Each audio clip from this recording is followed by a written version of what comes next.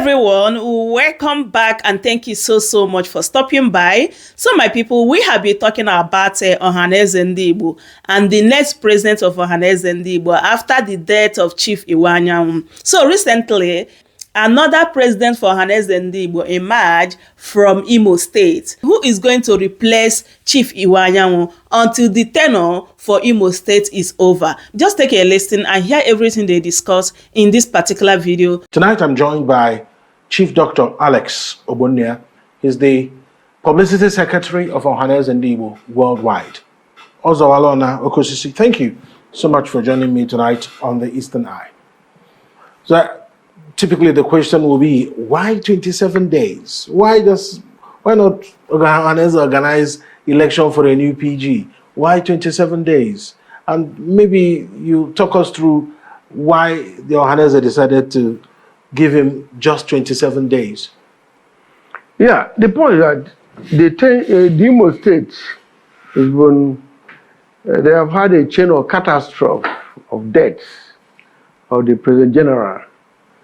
First of all was Professor George Obiozor when he died. Unfortunately, when we lost him, Imo insisted that the tenure had to be exhausted. They had to exhaust their tenure. And to that extent, they pleaded that they should replace George Obiozor. To that extent, they brought in Chief Dr. Emmanuel Iwanyanwu to replace Obiozor. Unfortunately, again, Chief Emmanuel Iwanyanwu also died on 25 July 2024. And the moment he died, they indicated that they have not exhausted their tenure. It's okay. Now, this time around, they came up with another pleading that we should also allow them to exhaust their tenure. We looked at tenure, just 27 days to January 10, 2025. That is why it is 27 days, because constitutionally, the tenure ends on January 10, 2025. That is when a new President General of Ohanaeze Ndigbo will be sworn in. And evidently, we are looking at, if you look at the Constitution, it rotates among the Ohanaeze states. After it begins from Abia, after Abia, you have Anambra, after Anambra, Delta, even if you call it Anioma, after Delta, Ebonyi, after Ebonyi, Enugu State. After Enugu State is Imo, after Imo is Rivers. So that's how it rotates in that clockwise, alphabetical order. So it is the turn of Rivers State to produce the next President General come 10 January 2025. So that is why it was 7 days.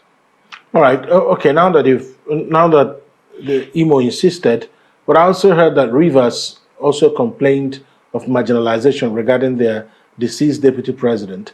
And the question will be, why didn't they get a replacement, even from the time George Obiozor died? Because there was also a bereavement at that time. I think it was the deputy president general at that time also died. So we were asking, why wasn't there a replacement for Rivers at the time the deputy president general was onboarded? By the constitution, the organization is organized that any person that hold any state that holds the deputy president general is a way of preparing the deputy president general for a president generalship. Okay. That is to say, now it's Rivers' turn. That's why the position of deputy president general was zoned to Rivers. Unfortunately, the person who occupied the office died, Chief Joel Crowham. He died. In fact, he even died before Professor Obiozor. Now, by the time he died, we informed them that there was need for replacement. However, they came up with a letter signed by multiple names that are not known to Ohanaeze. We requested them that those people who signed those letters should come. We see them. That is, Deputy President of Ohanaeze is too much a sensitive position that we just throw away to somebody just because a letter came to Ohanaeze Ndigbo with multiple signatures. And they didn't come. In fact, it was even discussed about the other day at Imo Ohanaeze. The president of Ohanaeze Ndigbo, Rivers State chapter, was asked to make sure that there was a replacement. Then he went to them and told the person who was nominated to mobilize his people to come to Ohanaeze.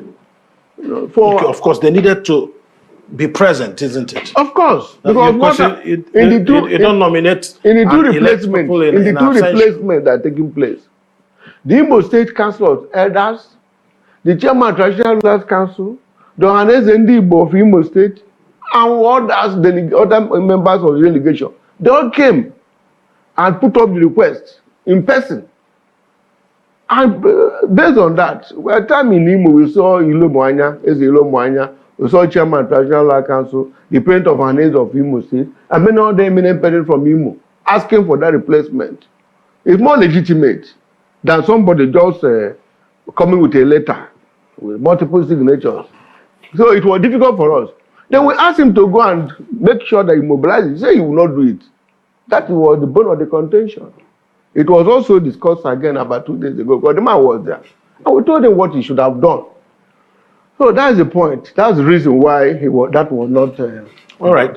Let me come to the issue of age in the selection of the person that will be President General. And the criticism that has come across is that Ohanaeze seemed to be handing the leadership of the group to people who are a little too advanced in age. And it was evident with George Obiozo and Emmanuel Iwanyang. Clearly, they were octogenarians by the time they took over, or about the time they took over, they were octogenarians. And at that time, physically, you were not at your prime. We are not saying that the position should be handed over to 30-year-olds, but the argument is that there could be 60-year-olds within the Ohanaeze fringes that can come up. What determines who becomes a President General? Is it age? Is it experience? Is it your standing in society? Must it be someone who's retired from his career? Well, as a matter of fact, Igbo is a gerontocratic society. In other words, they have respect for old age. That is part of our culture. But importantly, we look at the accomplishments of the person. The person has perhaps presidential stature. Somebody who said, I want to see governor of Enugu State, and the governor will listen. We know what we'll try to pick the call. He said, I want to see governor of Imo State. The governor of Imo State will pick the call.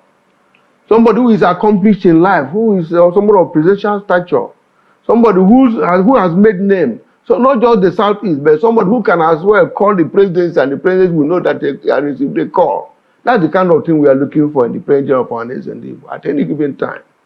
And that must be authority in Igbo land. For you to lead them, you must have authority of age, or authority of wealth, or authority of intellect, or authority of wisdom, or authority of something. There must be something that places you high. So you'll be able to have some influence and authority over the people. To that extent, you see, it's also important to point out by the time we looked at Imo, it appeared to us that Chief Iwanyang had that stature we are looking for, because he fully accomplished both in business, in the politics, in every aspect of life. And again, you know that death is funny. Death can strike from anywhere. We are looking at the man who is in charge of South and Kano and Abuja. I remember the name. But if you remember the other people, you see they are very old. The one in Yoruba, Afeni Fere, they are always old. The one of Southern Middle Belt, Southern Forum, is always old. Over 90, almost 100. You know, one of Yoruba always 100. So unfortunately, death can strike from anywhere. By the time we attended Southern and Middle Belt Leader Forum, Chief Iwanyang was about the youngest. Obiozo was about the youngest. Because we had somebody, the one of Lagos who is over 90, the one of, I forget his name, charge of South, over 90. Iwanyang at that point, immeasurably, he was younger than two of them. But death just came. So I've tried to explain to you why. For example, if you look at the people who have been president of Ohanaeze Ndigbo, we had Ambassador, Professor Joy Iruku, he had his name. Yeah. Dr. Ike Dife, he had his name. Ambassador Weche, he was an ambassador. You talk about Jivun Nyawodo. He was two-time minister. You talk about Gariwe, and when just look at it. So these are the kind of people we look for in countering the pressure of Ohanaeze Ndigbo worldwide. So may not be a matter of age as a matter, but a matter of accomplishment and standing in society. Thank you. All right. So thank you so much for putting it out there. But now that you're about to elect a new person, and if having explained that there is a gerontocratic thinking in the selection, and looking at Ohanaeze now, and now looking down to River State, one wouldn't know who they will pick, but one will certainly hope that there's someone who still has some youth, even though he's still old. Is there a way of accomplishing that? Accomplishing both? Because there's a saying that says that old age has its treasures and its toils. Yeah, I understand. But I want to believe that the people of River State will look at those who have been President General of Ohanaeze Ndigbo in the past. They'll be able to look at them. And it will guide them in their choice of somebody who will be the President General. It will guide them. Like when it was zoned to Imo State, what guided them was that Chief Nyamudu was the President General before, that Eze Ozob was there, that the Professor Iruku was there. So he guided Enugu State. They thought, who is that will fit into the shoes of these personalities I mentioned? So we thought about Nyamudu. That is the kind of thing. We expect that River State will be able to make a good choice.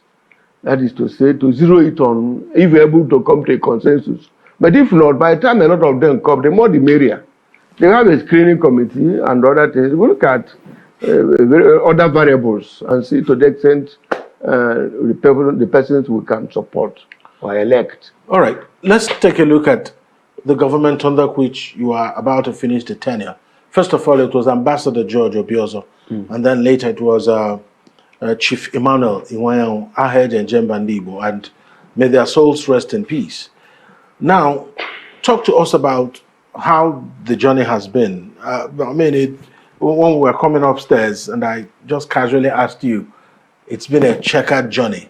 And you said something very striking, that the Ohanaeze leadership always comes with that kind of experience. It's never as straightforward as one would wish it to be. So explain to us exactly what it feels like being at the helms in Ohanaeze, because I'm sure you've worked closely with these two icons. Yeah, it was Professor Koodilinge who said that it's difficult to manage the black men, but I also know that it's also difficult to manage our people. So Ohanaeze tried to be persuasive. They are not coercive, but of course you know that in our own polity, sometimes people don't willingly obey you, except if they know the consequences of the disobedience. So most people don't really comply with some of the policies and programs of Ohanaeze Ndigbo worldwide. So there's a major problem.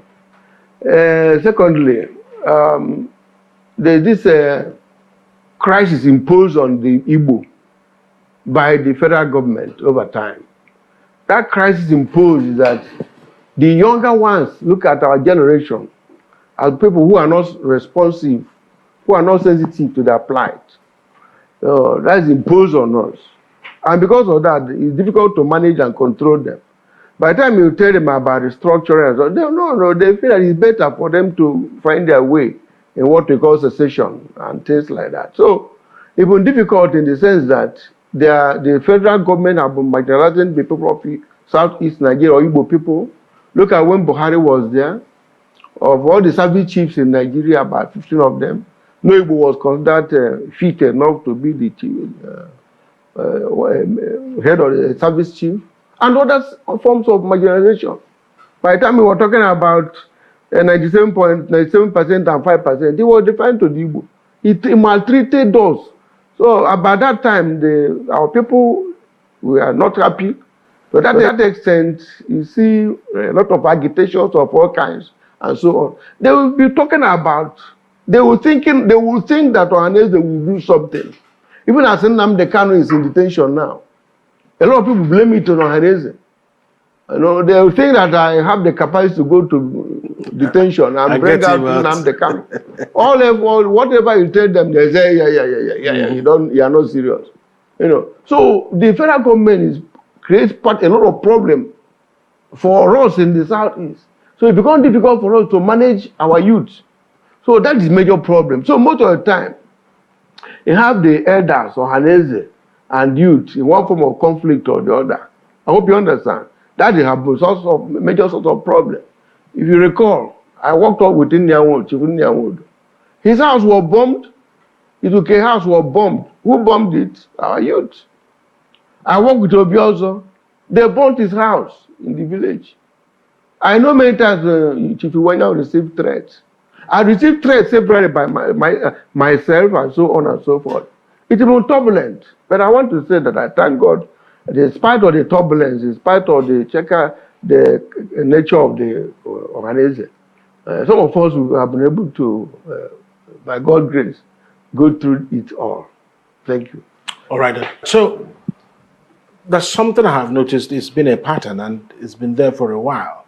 You have groups that are issuing statements on behalf of Ohanaeze, but matter of fact, those individuals are not members of the executive of Ohanaeze, or whether do they represent Ohanaeze, but they're always in the news, and even a lot of news outlets actually carry what they say and publish them as though it were from Ohanaeze. I don't want to start mentioning names. I'm sure you know some of their names. So what is Ohanaeze going to do about this? Yeah, it is part of our it's in our character. It's in our character. You know, that aspect of stubbornness in our character. Because those who issued those statements, they know they are not Ohanaeze. They know they are not elected. They know they have the local standing. They don't have a reason to do so. But for certain interests, they have been doing it. At a point, we even called the traditional ruler of one of them and people from his community and pleaded with him to stop doing it. Before you know it, they will issue statement on behalf of Ohanaeze. So at a point, we continue issuing disclaimer. There have been press conference informing journalists and the rest of them that those people should not be published as Ohanaeze. That they are not. You know, they are just pretenders and those who are trying to use Ohanaeze unnecessarily. So we try to remind them that Igbo owe a lot of profound attachment to Ohanaeze. Ohanaeze represents Igbo consciousness, Igbo history, Igbo identity. All over the world, wherever Igbo people are, they always look at Ohanaeze as the body that represents their interests. That by way of bastardizing the image of Ohanaeze is not to the interest of anybody. We pleaded with them. At a point, we disclaimed, at a point when people went to court. But you know, Nigerian judicial system, they always say that no person is found to be, until he's found guilty or things like that. He's innocent until found that kind of story. So they all know the truth, but unfortunately, it's not even difficult to control them. But they know they are doing the wrong thing. So, and like I said, we are very persuasive. We are not cohesive. Sometimes when I issue statements to disclaim them, they begin to attack me, thinking that it's a personal thing. But it's a NEC, National Executive Committee of Ohanaeze, that directs that I should issue statement. By the time I issue statement, there will be attacks on me. I hope you understand. So, it is good like that. And when Nyawodo came on board, it was like that. Obi also came on board, it was like that. I wonder, even now that we are also. And one other problem is that for me to make a press release, I must get the approval of the President General, or in the case of Secretary General. There was a press release I issued this evening, but I couldn't have issued it without the authority and approval of the President General. So, but sometimes, you know, whimsically, they just develop something and push. And the journalist is always in a haste to get something within the wave of the moment and publish. That is a part of the problem. So we believe that we'll be able to talk to their conscience, speak to their conscience with time to stop what they are doing, because it's not their own interest and interest of anybody. That's the position. Okay, great. So let's talk about Ohanaeze youths? Is there anything like that? Yeah, it's great. Ohanaeze youth has a place in the constitution. Youth wing and women wing. We have them. And the essence of that is to see how can kind of leadership training to contain the youth from other ethnic groups. There are certain responses that I will not be expected to make. I mean that youth of Arewa, youth of Afenifere, or youth of from other place make some remarks. I will not be expected to engage them. Our own youth are expected to engage them. That is how it goes. And also to have kind of leadership training and to see how can continue to groom them. So at a point, by the time we are going, they'll be able to take over. I know a few persons who are now in the neck of Ohanaeze that came through the youth. But at the same time, sometimes the youths are very difficult to manage. The exuberance, they always say that youth is the effervescence of any society. And that effervescence and exuberance, it becomes difficult to contain them as well. That's true. So sometimes you look at them with a level of sympathy. Because they don't know what they're doing. And at the same time, by the time we realize that at a point we are also part of the youth. But all the same,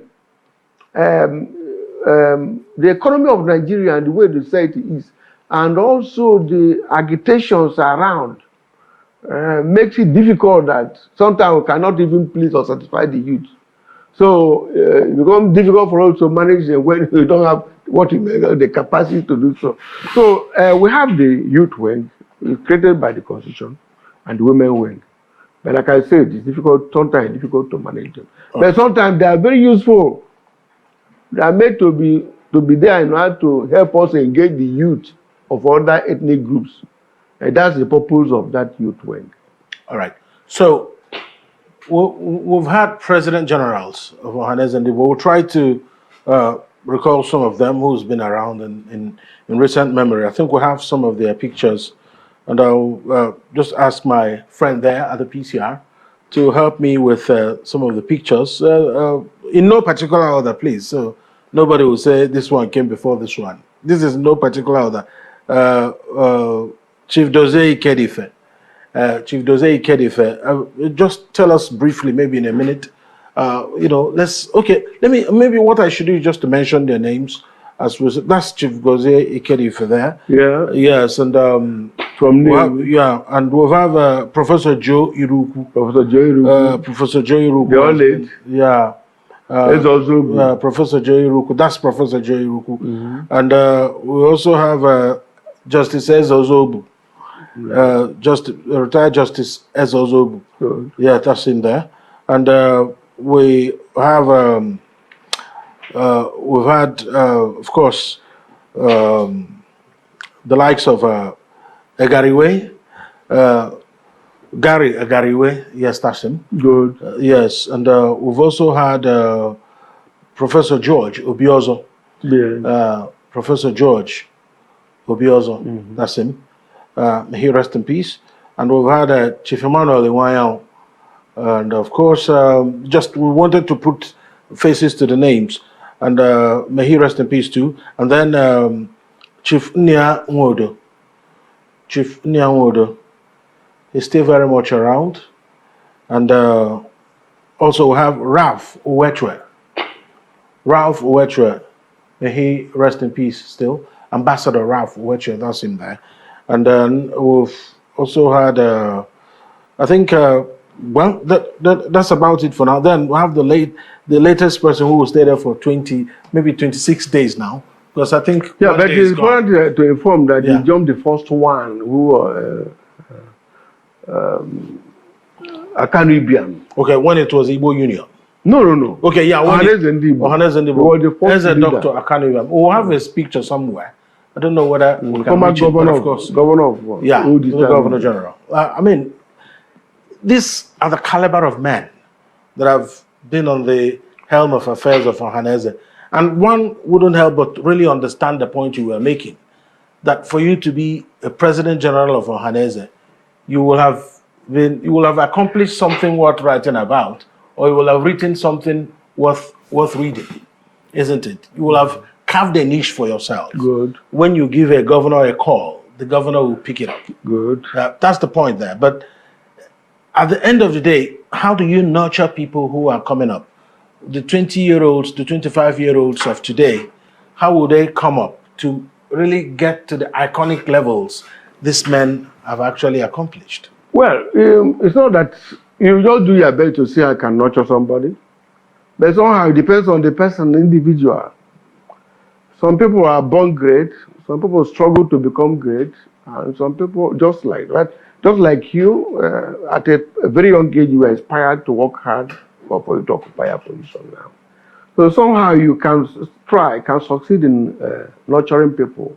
But I think that some people are made to be more audacious, more hardworking, more humble, respectful, dispositional humility, good public relation. And by the time they continue working hard, and ultimately they will come up to a stature where their position of service will be of consequence. That is what it is.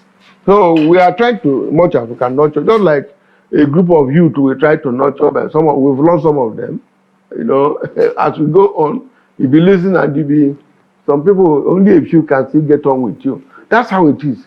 So, but somehow God has hand in it, environment has hand in it, nature and circumstance, all these have hand in somebody becoming what A or B in life. Okay, let's talk about how Ohanaeze has managed to run in these past years. A lot of people say that there's been too much politics, that may be the problem, that the Ohanaeze is now under the footstool of the state governors, that they are the ones dictating what happens and who becomes what. So is that the case? Or do you think Ohanaeze has found itself in a situation where it cannot help it? It's not that you can help it, but the truth is that people expect that Ohanaeze should be completely independent of the governors. But it's not practicable. It's not practicable. Relationship with governors are very, very essential, very vital. Like I said, we are persuasive. Sometimes we come with programs and so on. Without working with the governors, without collaboration with the governors, our programs will not be implemented. We talked of a Bibago. Bibago was initiative of Ohanaeze. But now, how do you think I can implement the elements of Bibago without the government of the state? It's not possible to work in isolation of the governors of the state. So that collaboration is very, very essential. Some people don't understand it.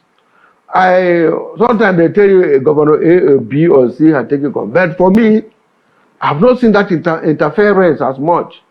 At a point, the Southeast governors were divided between PDP and APC. But do not the stand of Ohanaeze. Ohanaeze took a very strong stand for Labour Party, P2B. I'm a founding member of PDP, not just in my local government, but the Enugu State.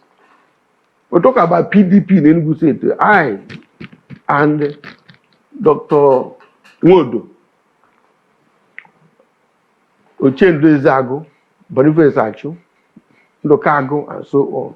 That's how we formed PDP in Enugu State. Alex Ekweme was working with us and helped us to form what we call PDP. I was the founding member of PDP the very day it started. I worked very closely with Alex Ekweme and founded PDP. But when it came to turn of Igbo to produce president for Nigeria, I abandoned PDP. I worked for Labour Party. I worked for P2B. If you search the internet, you will see all my press releases against even the PDP, which is my darling party, which was my darling party. Not easy, but was. I attacked Atiku, attacked the people who went for zoning and couldn't achieve result because it was Igbo interest to produce the president of Nigeria for Nigeria. The chairman, Southeast, then was one of the vice president generals of Ohanaeze Ndigbo, Mbuze Nanka, Chief Damian Okeke, was the person, chairman, Southeast coordinator for P2B. Iwanya, all of us threw ourselves into it. But Iwanya was Ohanaeze President General. But who opposed Odoma was APC. My governor here then was PDP. All of us in Ohanaeze, we took down our position for P2B. Why? Where is the control of the governor now? Where is the governor's control? I hope you understand. So a lot of accusations or allegations, sometimes we don't have opportunity of defending them. Take for instance myself now. I have no interpersonal relationship with any governor, as a matter of fact. They know I am here. I know they are there. Any person that calls me, I can go and discuss, but not to have that special attachment as not to carry out my job. No. I was PDP, but when some party activities were disrupted in parts of Kano and the rest of them, I rose up against it as Ohanaeze. That we don't want that kind of disruptions of political programs in Imo State. Then I was of PDP, but then I said no. So that is a kind of relationship we have, but ultimately there's not much you can achieve if we don't work in collaboration with governors. All right. Because, for example, there was a time, Gary Way was the President General of Ohanaeze Ndigbo. They handed over to Chifundi Anwobi. At that time, Igbo people agreed that Ohanaeze should not have anything to do with the governors. And they succeeded in doing so. But it was the President General then had problems, carrying out the programs of Ohanaeze at that time. So a meeting was held where we went to the governors and asked them, please come, let us collaborate and work with you. So that if there's something you can be helping to solve the problems, okay. It is not out of place. In the West, what you call Afenifere, the governors are interested. In the North, what you call Arewa, the governors are interested. Then how can you come and talk about when it comes to the Igbo? You say the governors are not interested. You can as well say the senators and House of Rep and the people in political office. It's not a good argument. So as far as I'm concerned, that the participation, or rather the collaboration with the governors, that collaboration is not even enough. It's supposed to be stronger. Like every time we call Imo B or this, the governors are supposed to be there. Every time the governors are supposed to be there. The governor is the political leader of the state. Chief executive officer. All right. Chief security officer. For that yes, that's a very good point you've made. And I mean, when we started this program, you were asking me how long would it take. But you see, we have talked down that clock. And I have to thank you so much, Chief Dr. Alex Ogbonnia, for your perspectives on the program tonight. And we'll be wishing Ohanaeze Ndigbo the best of luck in January, as we expect that a new President General will emerge, I think the 10th or 11th. 10th. All right, 10th. So we wish Ohanaeze Ndigbo the best of luck. So my people, that is it. I hope you truly enjoy watching this video. Please don't forget to subscribe if you haven't. Share the video to your friends and family, and also give me a thumbs up so that YouTube will recommend this video to other people to watch. Thank you everyone. I truly appreciate your love and support here on my channel. May Almighty God bless you all. Yes, I'm going to see you guys in my next update. Goodbye for now. Welcome to Shamra Seniors TV. Go off and